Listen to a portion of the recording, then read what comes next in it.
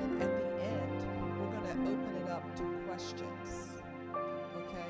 So there will be a mic in the aisle, and if you have a question at the end when I say, does anyone have questions, you can come to the mic and we'll see if we can answer your question. Okay?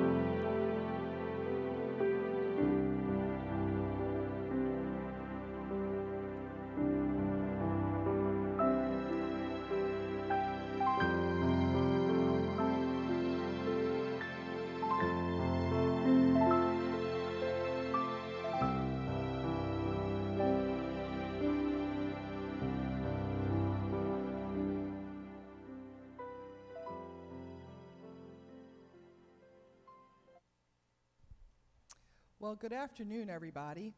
We want to welcome you to Healing School today. For the month of March, we're going to be talking about healing from the natural standpoint. We spent a lot of time over the last 14, 15 years talking about healing from a scriptural or spiritual point of view, but there's always a natural side and a spiritual side. And we don't want to get it twisted and think we can just rely totally on the spiritual side and forget about the natural. So for the next several weeks, that's what we're going to be focusing on, the natural side of healing. And I'm so excited to have with us today Honey Bowick, who I've known Honey. We grew up together. We've known each other over 50 years. And Honey is the director of our healthcare team here at Seeds. She has her master's in nursing, and she has been a nurse for over 40 years. Over 40 years. She is a blessing to our congregation here at Seeds of Greatness. So today's topics for Healing School are going to be hypertension and diabetes. Hypertension and diabetes. Both of these have affected our country, our families in such a huge way. I bet every one of us could say we've lost someone due to one of these diseases. And I want us to get a handle on it. I want the buck to stop here. So we're going to talk about some things today, and we're going to, at the end, we're going to open it up to questions. So save your questions, those of you who are in person. We don't have a way right now to take questions from our online viewers. We'll try to work that out for the subsequent weeks. But right now, if you have questions and you're physically here, I want you to write your question down, and then at the end, it's regarding diabetes and hypertension. Those are the two topics for today. We don't have time to talk about the other stuff, but hopefully we'll cover other things in the coming weeks. Well, Honey, welcome. Welcome to Healing School, and thank you for being willing to share your knowledge with us here at Seeds and our online viewers. I want to add that for the rest of the month, other members of your healthcare team are going to be coming and sharing as well. We have some awesome professionals, medical professionals in our church, so I'm excited that we were able to draw from them. Welcome, Honey. Thank you, Lisa. Thank you. It's my honor to be here, and I just want to thank Lisa for asking us of us, because like she said, it's so important. We hear about the spiritual side, but the physical side is so important. And when Lisa asked me to do this assignment, I felt her heart, and I really, really mean that. Like she said, so many of our people don't know. We don't know our numbers. You know, if we need to know what we can do, we have to do our part. I'll leave it there. Do our part. As Pastor always tells us, we get some good spiritual food here, but we also got to take care of this natural body of ours. So I'm hoping that I can help you just walk away with something today different or new that you learn, or reinforce something that you may already know. So thank you for having me. You're welcome so much. So let's go ahead and we're going to get started. You're going to talk about hypertension first. Yes. Go ahead with your thing, but how do you define hypertension? Hypertension is if you're, say you're 65 or less, your normal hypertensive number should be 130/70. Your blood pressure number? Your blood pressure number. You have your systolic number, which is your top number. That's your blood rushing through your veins. And then you have your lower number, is your blood pressure at rest, okay? So if you're 65 or greater, you do not want it over 140/90. You definitely don't want it over 140/90, because then that may be considered pre-diabetic or pre-hypertensive. I am so sorry. Okay? So does that help? And and what it's doing is testing the pressure of your blood rushing through your veins. When you're getting your blood pressure checked, so always make sure it's on a bare arm. If you go see your doctor, that's your true reading. When you go into the office, make sure that's the last thing they take your blood pressure, because you're rushing in, you might have had coffee or something, and it could fluctuate throughout the day. So the top number is your systolic blood pressure, blood rushing through the vein one. And then the bottom number is your diastolic, when your blood pressure is at rest. You want that below 90, okay? And then depending on if you have other comorbidities, you might have hypertension, diabetes, kidney failure, then those numbers could change, okay? But that's your range. Okay? Yes. So a normal blood pressure for those 65 and older, 65 and younger, is? You want it to, your goal should be 130/80 or less, You don't want your bottom number to be below 90, and you don't want your bottom number, meaning diastolic number, top number, systolic number. You don't want it above 130. Okay? So if somebody's taking medication for their blood pressure, can they just go ahead, as long as they're taking medication, can they just take it when they feel like it's a little high? Absolutely not. That is one thing you want to make sure. You always take your blood pressure as prescribed. If your blood pressure is controlled and you are on hypertensive blood pressure medicine, it's because the medicine is working, okay? You never want to take a chance with not taking your medicine. Blood pressure, hypertension is a silent killer. You need to know your numbers, okay? So don't stop taking your blood pressure medication. And sometimes your blood pressure may fluctuate and your doctor may have to change it over time. There are so many different medications that come out, you know, and sometimes one thing that may have worked for you for a while, it may need to be changed. But take your medicine as prescribed. Do not skip a dose. So if I'm taking my blood pressure medicine and it's good, it's just, you know, 120/80 or where it should be, so it doesn't mean I don't need it anymore? Absolutely not. As I said, your blood pressure medication is controlling the blood pressure.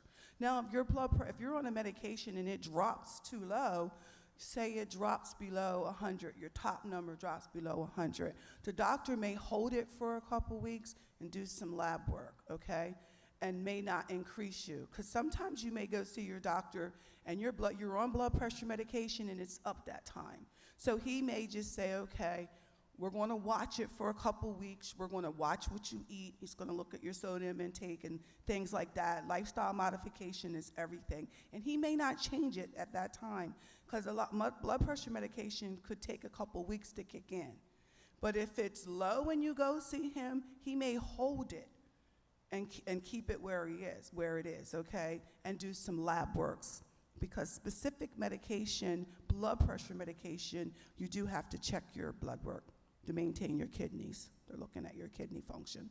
That's good, honey. I've lost some weight, and my blood pressure really has dipped. I was on blood pressure medication. At one point, this time earlier, maybe January of 2023, he had almost doubled my medication. Actually, he did double it because my blood pressure was running so high.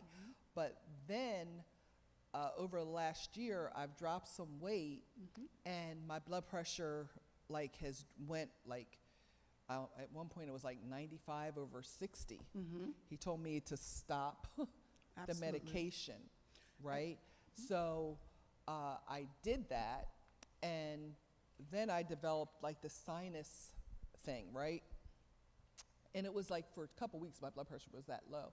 And then I developed the sinus issue and upper respiratory thing, and I was taking Claritin D and taking a bunch of stuff. And guess what happened? It went up. My blood pressure went back up. Absolutely. I guess people don't realize that those pseudoephedrins, those medications do increase your blood pressure. Absolutely. When you see your doctor, when you go to the doctor, you always let him know what over-the-counter medicines you're taking because cough medicine will affect your blood pressure. It's so important. You always want to keep a list of your medication. Always take a list with you when you go to the hospital or the doctor so that people know what you're taking. But back to what you were saying, Lisa, it came down. It was controlled by the medicine that you were taking. But another reason why you don't stop your medication, your high blood pressure is affecting other organs in your body. You may not be feeling it or seeing it, but again, remember that pressure of that blood on your arteries are affecting your heart and your kidneys. So that's why you don't stop taking your medicine. Well, go ahead and tell us a little bit more about hypertension. What happens to your body if your blood pressure is out of control and not being maintained by medication? I know some awful things can happen. Things can happen. You could have a heart attack from it. You know, signs and symptoms that your blood pressure may be elevated is chest pain, tingling, sometimes lightheadedness. A lot of times you may not have no symptoms until it hits you. You could have a nosebleed. You know, if you're having a constant headache, Pay attention to that. Is that my blood pressure? If you're diabetic, you want to check your sugar because it could be related too. But you may not know that anything is going on with you until you have a crisis that has happened. Your body will tell you what's going on if you're listening to it to a degree, but blood pressure is one of those things that they call it a silent killer because you don't know you have it. That's why it's important to know your numbers. You can stop into a drugstore and get your blood pressure checked. Know your baseline. You could come back with the last Sunday of every month and get it checked back there. If we're here, we're on duty each service, we will check your blood pressure for you. I can't tell you how important it is to get your blood pressure checked and know your baseline. Okay. So out of control blood pressure could cause a stroke? Out of control blood pressure could cause a stroke. What happens if you think about it, your arteries are, think about a hose, okay? And it could get kinked. The blood needs to run through. It goes through your body. It circulates all the way through your body. And as plaque builds up because of the things that have caused the hypertension, it could be what you're eating, fatty foods, beef, pork. I'm not telling you not to eat things, but these are some of the things that could cause it, canned foods and stuff. So know your numbers of how much sodium is in, because what happens, that plaque builds up, your arteries become stiffened, okay? And that causes chronic heart disease. And then the blood can't flow or you get a buildup of plaque. So a hose is normally, say the mouth is open like that, as you filled up with plaque, then your vessels get smaller and smaller and the blood can't flow. You want your blood to flow smoothly so that you don't have those issues. And activity is good. Just a little bit, baby steps. I always tell everybody, take some baby steps. You'll be surprised the small lifestyle modifications that you can do, eating the right foods and eating things in moderation. That's good. That's good. So how much sodium should anybody have in a day, a typical person? A typical person, and we'll have some handouts at the end for you. We have a diet that we call the DASH diet that, you give most of your hypertensive patients. You can even go online and Google DASH diet. 2,000 milligrams a day, okay, for somebody that has hypertension. Or really just reading your labels is so important to know what's in that. Because it'll tell you on the package how much sodium, but in that, serving sizes, like that very first thing on your label tells you serving sizes. So for instance, you pick up a bag of potato chips and there's 4 servings in there. Well, if you ate the whole bag, you ate 4 servings. So if that bag said that there was 500 milligrams of sodium in this chip, you times that times 4. You've had your sodium for the day. And a lot of things have sodium in it because sodium is a preservative. It helps to preserve your food, helps to keep it. So be mindful. Go with the low sodium food and try to avoid the table salts. That's really good. Because if you don't want to participate in this part, you can keep your hand down. Mm-hmm. But I just wondering, from the people in the audience, who's being treated for high blood pressure? That's most of the people in this audience being treated for hypertension. That's 90% of the people in this room are being treated for hypertension. And I'm included. I'm working my way down to get off of it altogether. Like, right now my numbers are good, but I know one piece I need to get right is exercise, right? Changing the way I eat and how much I eat, but I need to get the exercise piece down. And then some of the food that we eat, we're hurting ourselves by what we eat. I was thinking, and some of this, kind of goes with what we can afford. Like, we know fresh vegetables are better for us than canned vegetables, right? Bag of potato chips. I love Lay's potato chips. I love Doritos, right? Do you know how many Doritos? I checked this today. How many Doritos is considered a serving? 12 chips. How many of us can just eat 12 chips? Don't we grab like 3 or 4 at a time? Or potato chips. How many say, I'm just going to eat 12 potato chips? we don't That's do it not that gonna way, happen. do we? That's not going to happen. My husband won't eat a sandwich without potato chips. Yeah. It's- Right. I see your hand. And then let's talk about our sandwiches. Yeah, well, bread, you know yourself, bread has sodium in it. Everything has sodium in it. So, okay, so we're going to have a ham and cheese sandwich for Okay. lunch. So you just piled on the bread has Ham sodium and in it. cheese club. That means we added bacon to it. Some people even add potato chips to their sandwiches. I've seen that too. Right. Or potato chips on the side. Right. Right. So if we're going to have, say we're going to have a lunch meat sandwich, one of the best lunch meats that you can buy, deli meats that you could buy, is boar's head.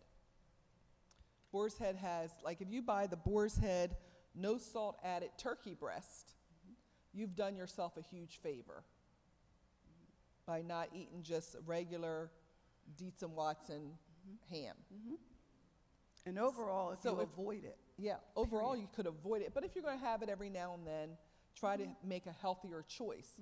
People think, oh, I'm just eating a sandwich, but you ate a sandwich and you had chips with it and you added a pickle to it. Oh, this is a light lunch. But you might have had all your sodium for the day in that one meal. Now we're laughing, but it's not funny when that blood pressure number jumps super high, right? Absolutely. Absolutely. Right? Just like Lisa asked to raise your hands in here, and it was 90% of the people. It's an estimate of 46% of adults are even unaware that they have hypertension. That's a big, and we just see 90% in here what we have.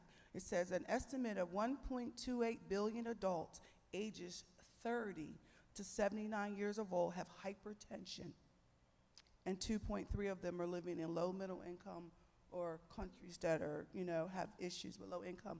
And I thought about that because you brought up about you may have to buy foods that you can afford. So if you might have to get that canned vegetable that has more sodium in it.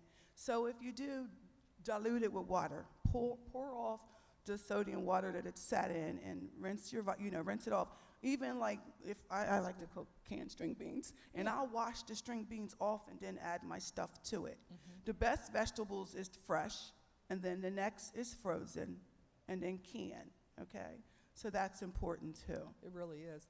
And I'm from Jersey. I'm a Jersey girl, so it's honey. In the summer months, I make a point every Saturday or at least once a week to drive across the bridge and buy Jersey fresh vegetables. That's what I enjoy. I do that at least once a week.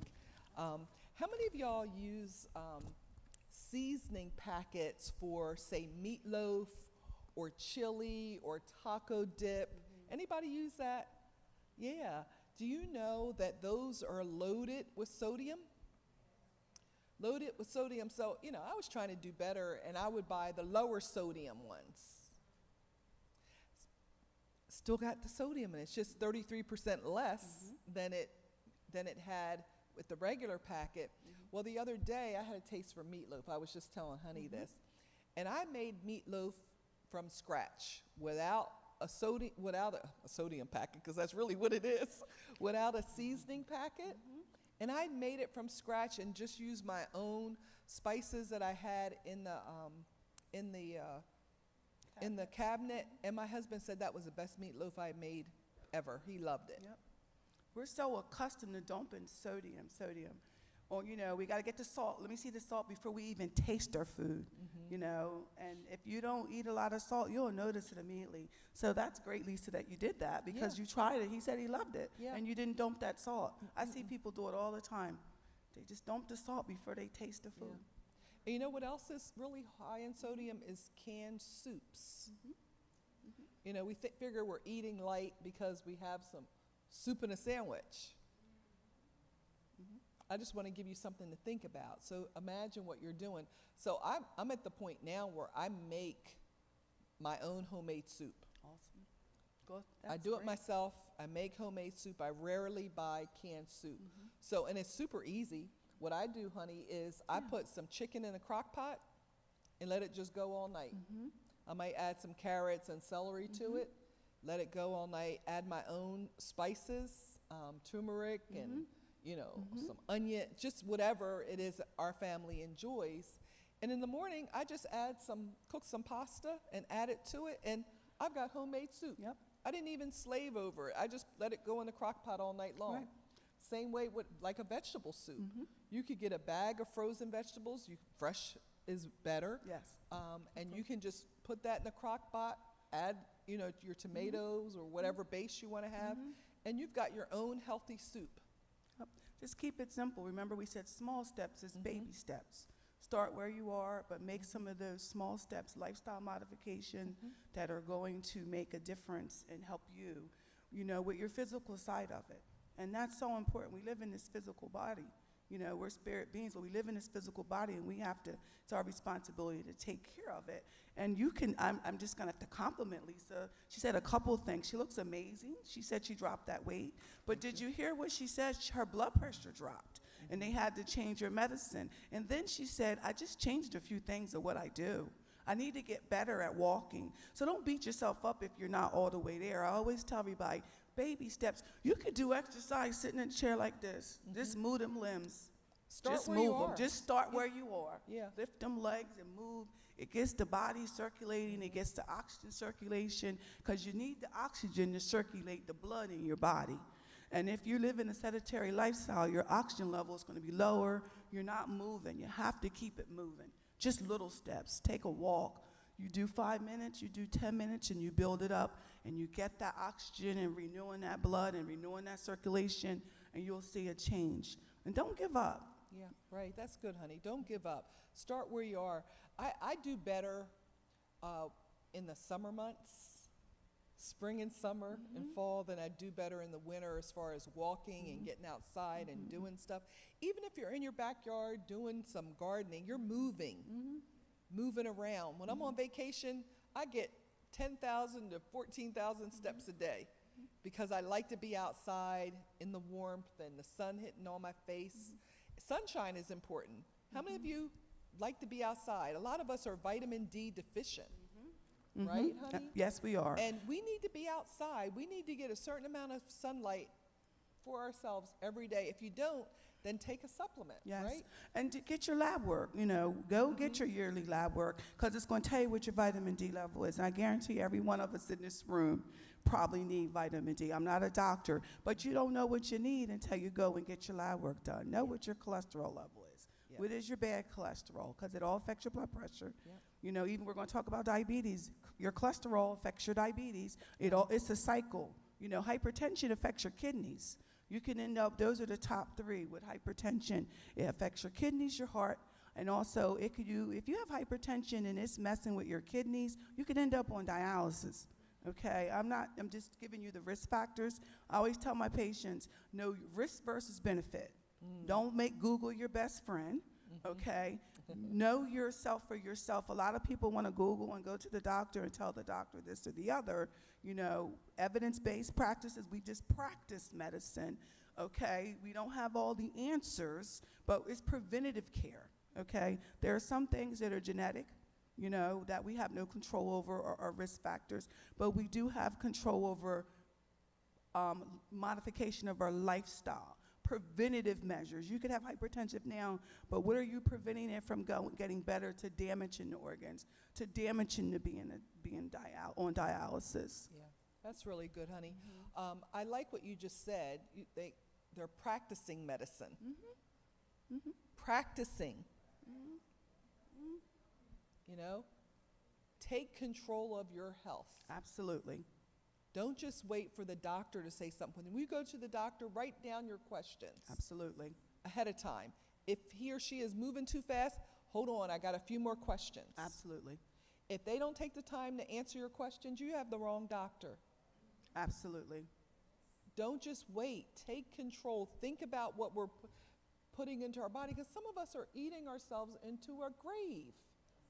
Absolutely. And it breaks my heart. It really breaks my heart to see that.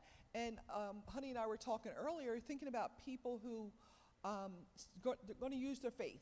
You're not going to take medicine. You're going to use your faith against this high blood pressure or against this diabetes. You have faith when you got it. It didn't stop that from coming on you. Amen. Amen. God gives Your us faith didn't stop it from hitting you, right? Yeah. So we have to take control. There's a natural side and there's a spiritual side. Yes. Let's not ignore either one. Both are very, very important. Very important. Very important. So, honey, let's switch gears now and let's go ahead and talk about diabetes and what that looks like. I like your illustration. We use this. One of your members of the healthcare team set this up when we did a girlfriends event last year. You did it. Can you just run through those? Because some of these, they look like healthy things. Look What at is this that, sugar. honey? This is sugar. This is called Naked. Mango, mighty mango. Oh, so everybody ever see the naked drinks? See all that sugar You that's think in you there? think that's really healthy, right? Because it says naked, right? Yep. How many grams of sugar are in there, honey? See how many grams of sugar is in here. It's a lot of sugar. And when you're looking at one thing, when you're reading your labels, look at sugar and carbohydrate. Because carbohydrate is your sugar. It turns to sugar also. And that's what you want to look at, that number. In here, there are 43 grams of carbs. That's a lot of sugar. Just like juices, fruit juices. You should really, if you're a diabetic, even if you're not, be mindful what you're taking, but you're a diabetic, you should not be drinking fruit juices. The only time that you really should drink orange juice, if your blood sugar is dropping and you're in a crisis, if it's below 70 and you need to get it up. Wow, honey. So you should fruit juice. How many thought fruit juices are good for you? Getting fruit and vegetables, right? A glass of orange juice has 21 grams of sugar. Yep. How much does that Pepsi have in it, honey? If you drink a Pepsi. You really need to stay away from the Pepsi. It has 84 grams of sugar, 21 teaspoons of sugar in this Pepsi. How many of you would put 21 teaspoons of sugar And in your this is only coffee? a 24 ounce. 24 ounces of Pepsi has how many, honey? It has 84 grams of carbs. 84 eight- grams of sugar. Which sugars is a carb? And that's something? Glucose. You'll hear it sugar. You'll hear it glucose if the doctor is talking. So we're talking about fruit juice because, you know, we're trained to think we have a glass of orange juice with our breakfast. That's healthy. We're getting our vitamin C. But it has 21 grams of sugar. Apple juice, 24 grams of sugar. Pineapple juice, 30 grams of sugar. Who loves cranberry juice? 33 grams of sugar. Yeah. And I bet you drank more than one cup at a time, huh? You just drank one?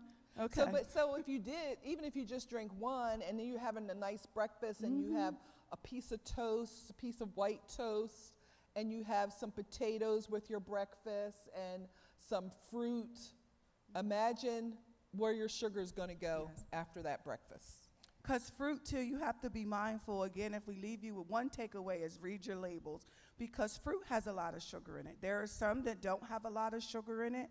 Pineapples have a lot of sugar in it. Some of your better fruit to eat if you're a diabetic would be your strawberries. Still want to be limited. Your blueberries, your blackberries. So They're berries. lower berries. Yep. They're lower in sugar, and then berries are high in fiber, which is also good for you also. And I just want to back up 1 minute on what you said about the doctor. You like, write down your stuff, write down your questions. Remember, you're paying for a service, okay? And the providers have to see so many patients a day.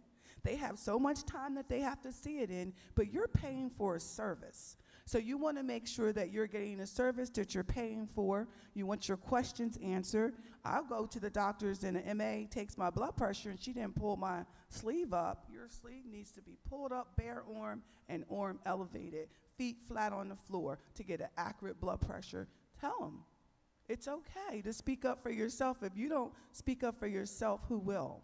So I like that when you said, take your medicine, you know, because, and when you go to your doctor's office, they're supposed to ask you every time what you are taking and how frequently you're taking it and or any over-the-counter meds. Because that's how they're going to determine if you're taking a water pill for hypertension or for congestive heart failure, and you're supposed to take it twice a day, and now your feet are swollen or your hands are swollen, that's going to tell the doctor a lot if you're not taking it twice a day. Because some people, medicine costs expensive, and some people can't afford to take their medicine. The same way with your diabetes medicine, your insulin, if you're on insulin, if you're type 1 diabetic, because there's two, type 1, type 2, take your insulin, take your medicine on time, know your number. When you get up in the morning, check your fasting blood sugar, okay? Your fasting blood sugar, if you're a diabetic, should not be over 100 in the morning, okay? If it is, say, well, what did I have for dinner last night? Or did I snack? I'm a snacker. I'm bad. I'm really bad. I could talk about me. You know, ice cream, love it. It's not good for you. Those dairy products, it's not good for hypertension. It's not good for you for diabetes. So that's why I say know your number. If you're diabetic, you want it under 100. If you're not a diabetic, you want it under 100. If you are a diabetic, a normal for you would be 70 to 130 in the morning, because you're a diabetic. So you're having a hard time. Your body doesn't break down the sugar. Your pancreas is not kicking out to help you produce what you need, the energy that you need. Okay, your body has a hard time. The doctor may say you're glucose intolerant. Your body does not break down sugar like it should. And then, is it okay to? Go ahead. Okay. Yeah. And the other thing, okay, so know you're fasting. But one other thing that's so important, the way you're diagnosed as a diabetic is based on your A1C. It's called a hemoglobin A1C. Know that number. That tells you how you're being managed, and it tells you if you're a diabetic. If you're 5.7 or below, you're good. But if you're 5.7 or up, you're in the pre-range. 5.7 to 6.2 is like pre-range. If you go to the doctors and they do your blood work, checking for diabetes, or looking at your glucose level. So if you do a fasting glucose level and it comes back at 118, then you got to be a little careful there, because now you need to really be on top of your numbers. You need to be watching your sugar intake. Start doing some activity. Preventive care is everything, because you can prevent yourself from going into diabetes, okay? You can do that by exercising, by avoiding the sugars, by taking your medicines if you have to take your medicine. So important to do that. So important to do that, because again, the end result of diabetes, kidney failure, heart disease, they go together. And then if you are a diabetic, and say after you ate, couple hours after you ate, maybe an hour after you eat, check it again, because that's how you're going to learn what foods affects you. Okay? So after you've ate a meal, say 2 hours later, and you're diabetic, check your sugar. It's called a random blood sugar. And if it's below 140, 150, even 180, you're good, because you just ate. Because when you eat, your sugar is going to go up, because your body takes that glucose and breaks it down for energy. You need that sugar, but what you're a diabetic, your body's not breaking it down, and it's not using it for energy as it should. So check it, and then you'll determine, well, pineapples don't work very well for me, so maybe I may need to try another fruit, because pineapples causes me to go up too high. And then in the morning, check it, and if it's up, what did I eat last night? You know, did I have a late night snack? Did I eat that ice cream that I shouldn't have eaten? You know, so that's so important. At bedtime, before bedtime, your blood sugar should be like about 150 to 180. If your blood sugar goes over 200, then you need to be checking it out, letting the doctor know. Okay. Also, that A1C determines if you're a diabetic. The doctor's going to say you're pre-diabetic or not. And then every 3 months, they're going to check your blood sugar. If your A1C is above 7, you should be getting your A1C checked every 3 months, okay?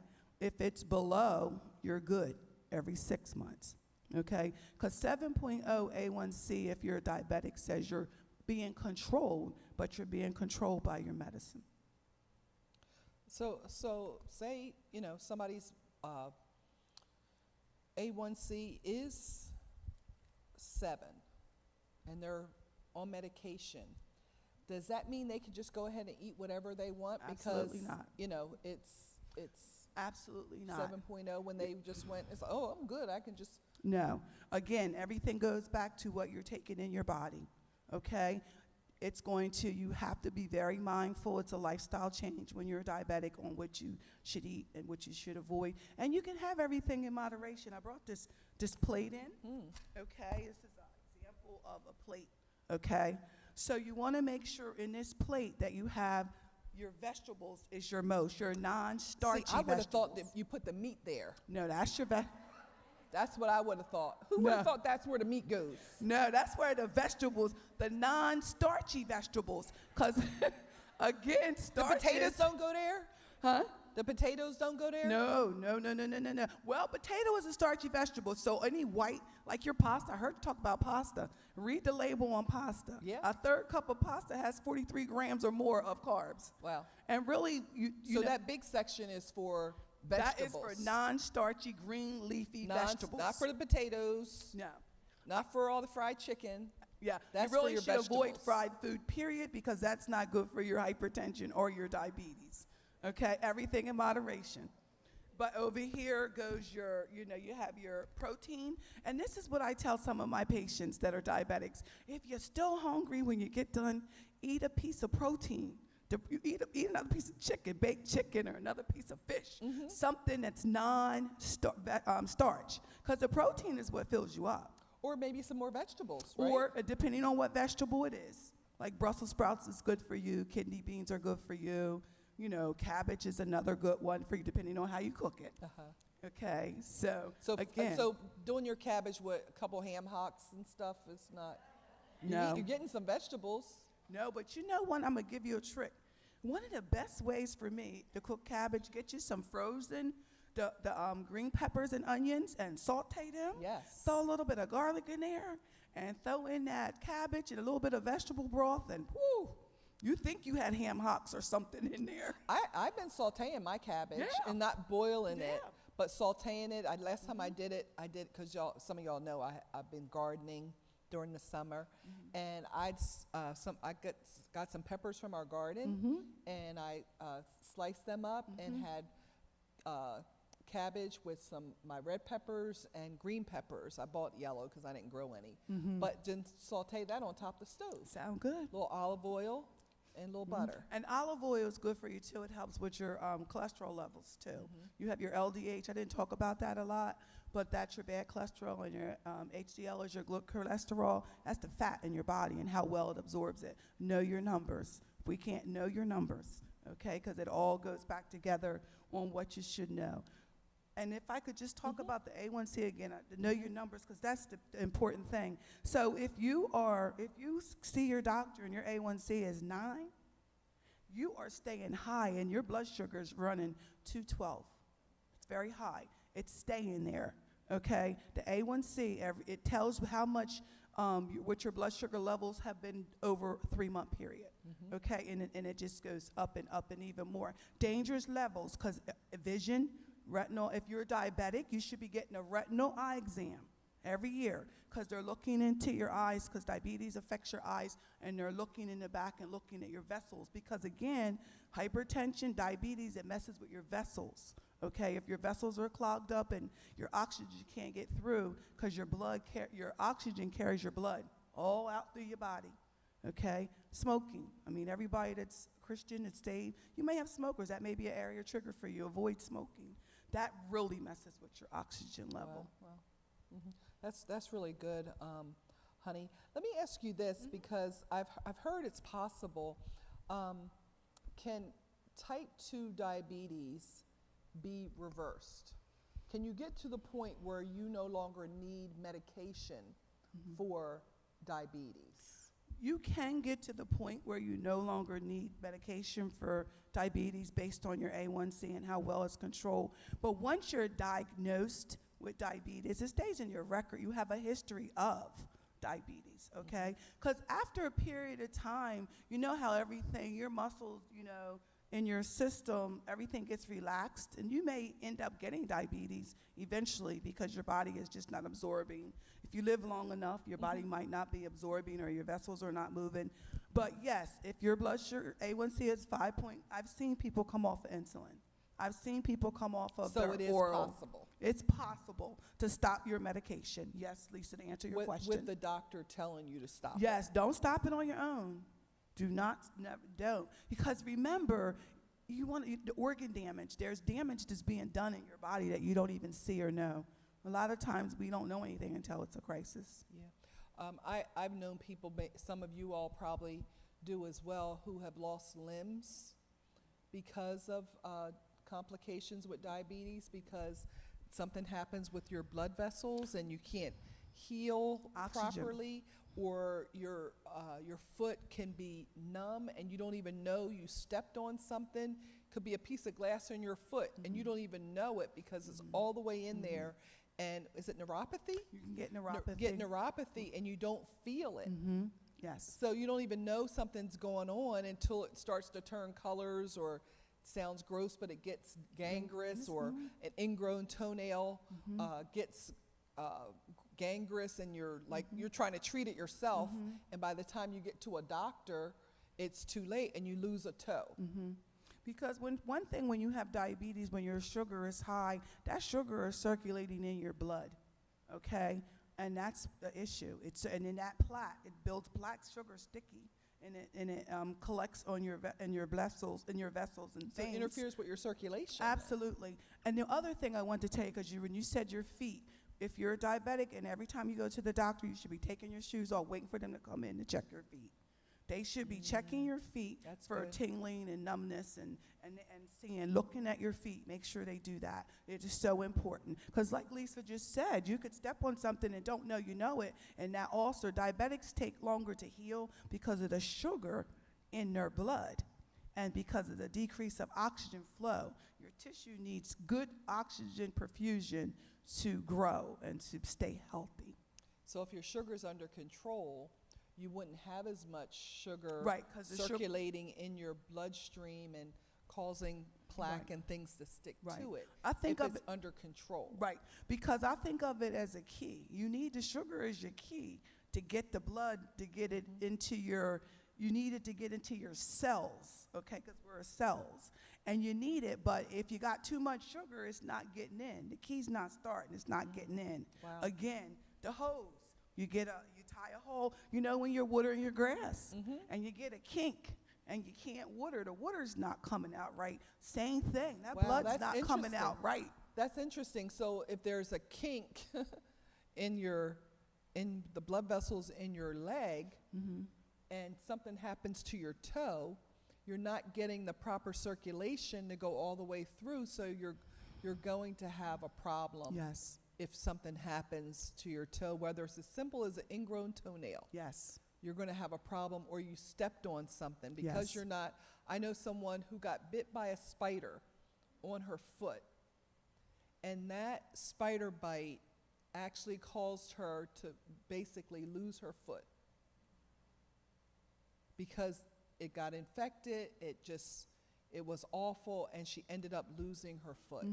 And that's what happens. You also shouldn't walk around barefooted if you're a diabetic. I love to kick my shoes off. That's the first thing I like to do when I come to the house. You really shouldn't. Again, you know, you want to be careful. Even if you have to have surgery or something, you're at risk. You know, they want to know what your A1C is.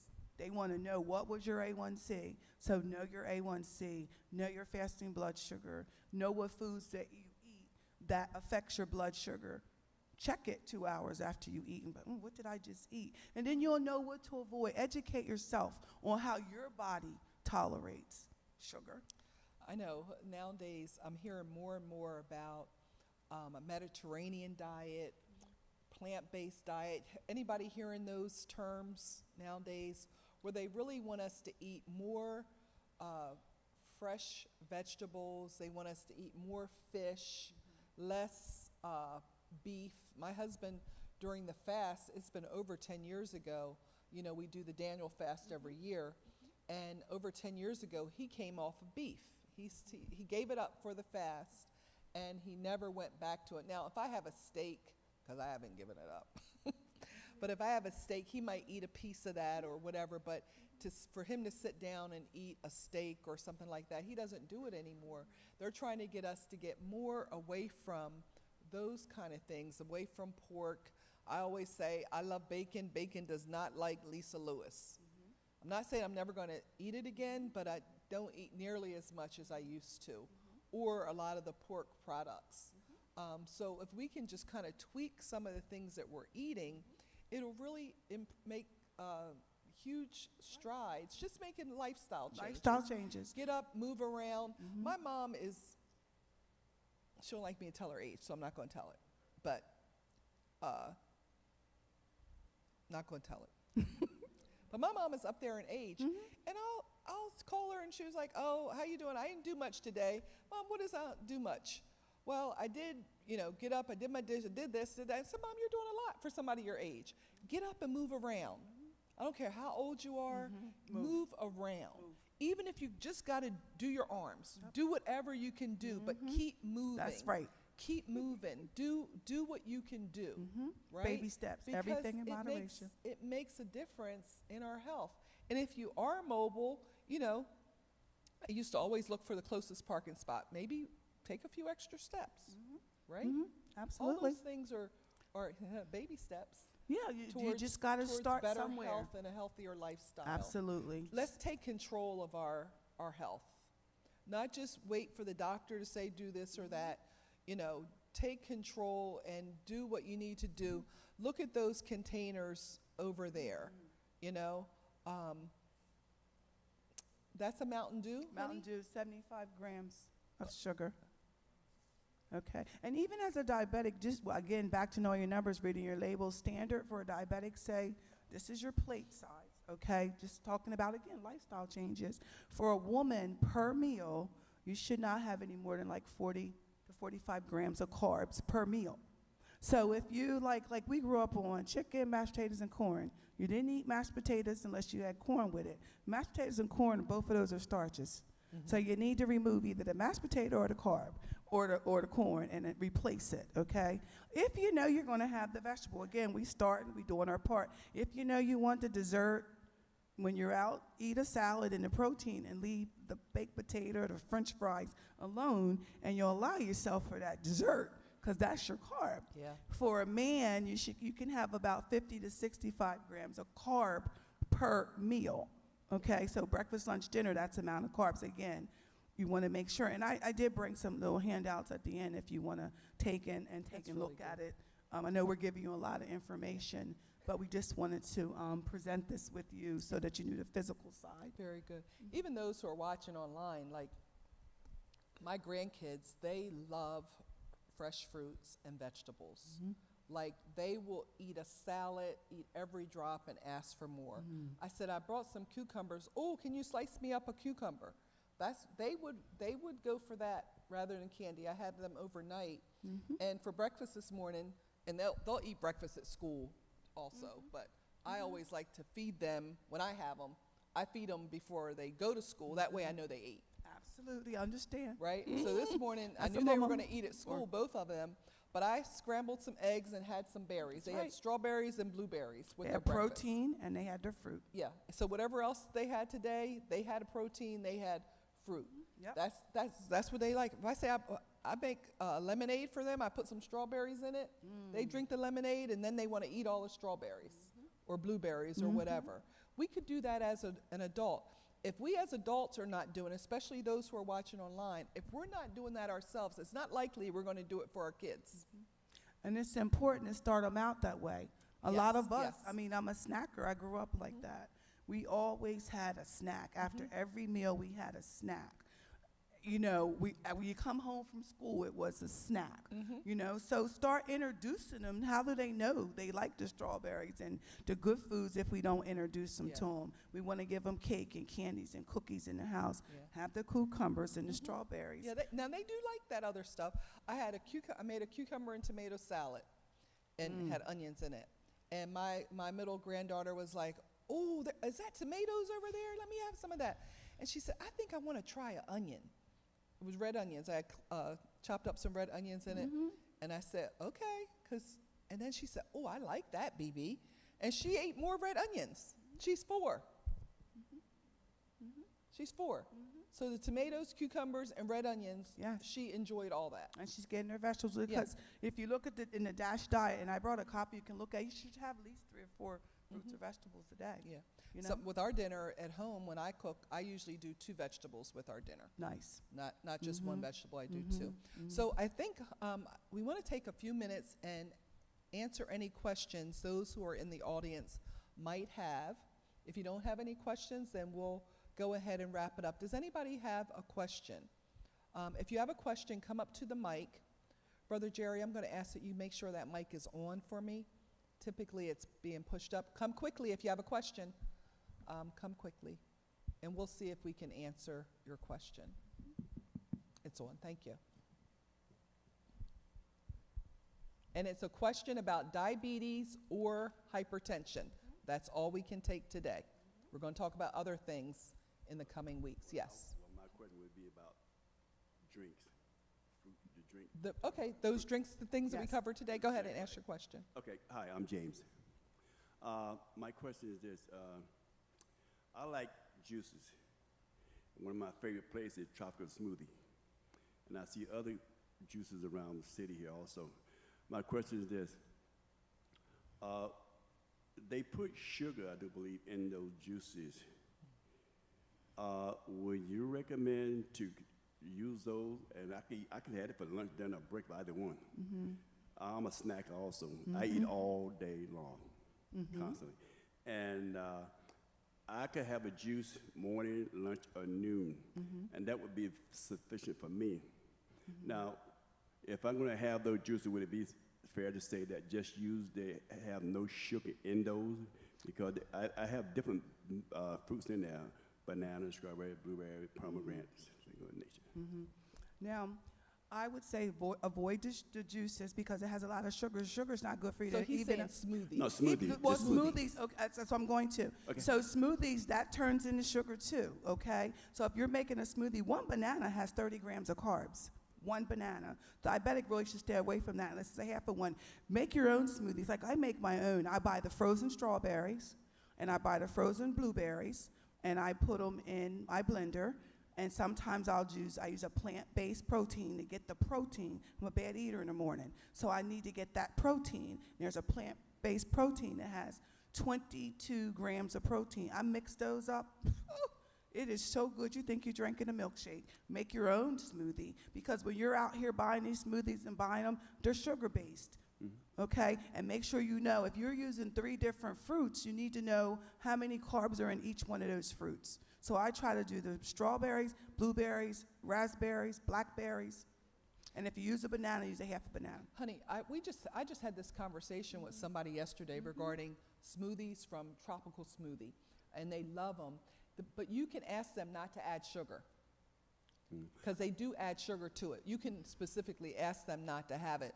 I like Honey's idea of making your own. Right. There's so many things you can do on your own. I was dealing with this sinus thing, still not 100% going, but one of our members, Kamala Smith, made me a drink. She heard I was sounding all sinusy, nasal, and she made me a drink. I said, what was it? Like, I had felt so much pressure in my sinuses, and I felt like I needed to sneeze and hadn't sneezed in a couple of weeks. She made me this drink. It had ginger, honey, olive oil, and something else in it. And it wasn't a smoothie, but it was a drink that she made. And it made and lemons. Yes. It made a huge difference. So try doing some of this yourself, like Honey said. Yes, and if you are buying a smoothie out, limit it to two of those low-carb fruits, okay? The more different fruits you have, the higher your sugar is going to be. There's still sugar in it. Sugar is in almost everything we eat. And all those things that you said, they're all natural things that will help lower your cholesterol. Okay. Yes. I agree to say, you killing my smoothie. Yeah. But because I like it. But I do get them without. Actually, I say get half as much sugar as you normally put. Let's But tell I them no can't- sugar. But I can't do without the sugar. Moderation, in Yeah. moderation, everything in moderation. I mean, it's baby steps. Yeah, that's true. The drink that, thank you for that question. The drink that Cam did for me, she did it as an anti-inflammatory. So all those different things had anti-inflammatory properties, and it really opened me up. I sneezed like within 2 hours of drinking it. It kind of gave me some relief. Go ahead. Hi. Hi. I have diabetes, high blood pressure, and high cholesterol. High diabetes, hypertension, and high cholesterol. And so I was on something, I know you've all heard of it, Ozempic, which caused other problems, Right. something called gastroparesis with me. Absolutely. So now I'm on the pill form of, which is Rybelsus.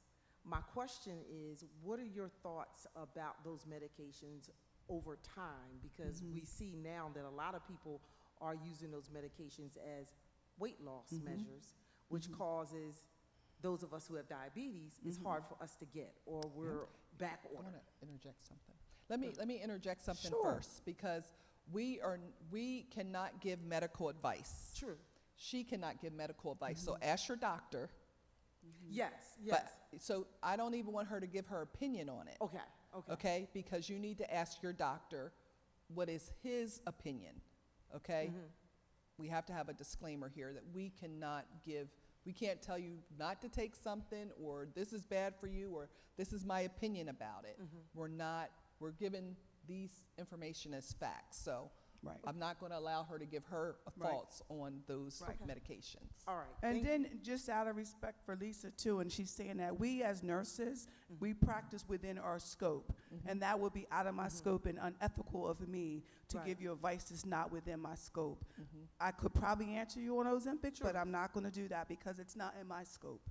I do like what you said about taking the medication as prescribed, Yes. because I have a family member who is a RN and she's retired, but whenever she comes over and she eats something that she shouldn't, she'll say, oh, well, I'll just double up on my medications. And I'm looking at her like, girl, like, no, don't do that. So I do like what you said about that, because some people will say, well, I'll just take an extra pill. Or I'll Don't just take an double extra up shot." and don't skip. Yeah. You do more damage. We're going to take this last question, but we may be cut off because our time, we have like 3 minutes, but we'll hang around and answer any other questions you have. But at 1 o'clock, we're going to cut the stream. And so if we go off kind of abruptly, just I want you to join us next week when we're going to be discussing another topic as well. And you don't want to miss it. Every week we have something different for you. And if you can't use it, you can share it with someone who can. I want to thank Honey for joining us. Thank you for sharing your knowledge. You've always been willing to do that. Thank you so much for sharing your knowledge and making your team available to us here at Seeds of Greatness. We confess all the time we're going to live long and strong with nothing wrong, right? But we're going to do our part. Do our part. Do our part as well. Absolutely. So we're going to go ahead and take this last question. What's your question, sir? Thank you. My question is, could you speak a little bit about low blood pressure? I've been given a med for low blood pressure, but I've also been told to eat a little more salt. So Right. what would you say? I would say, I'm going to interject here too, because our discussion here is high blood pressure. We're talking about hypertension. So I want you to consult your doctor to get advice on what about your blood pressure that you should do because it's low. We're discussing high blood pressure and we're discussing diabetes. So see your doctor for any advice that he would give you with regard to low blood pressure. thank you for your question. Thank you. Well, did y'all get something out of this today? Yes. Thank you. I want to thank you also. It's my honor to be here today to share a little bit with you. And also a couple handouts, the DASH diet we have for you, and a book on carbs, okay? It was my pleasure. My purpose is what I do. I love people, and I love being a nurse, and I felt her heart.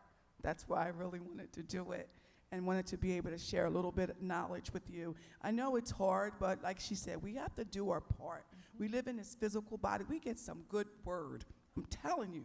But that's the spiritual side, you know, and Pastor's been talking a lot lately. Do your part, whatever it is. If you mess up, get back up and try it again. And I want to thank you, Lisa. It's been my pleasure to share this with you. I'm so glad you came. Thank you for agreeing to do it. Show them that plate one more time. Okay, this is your plate.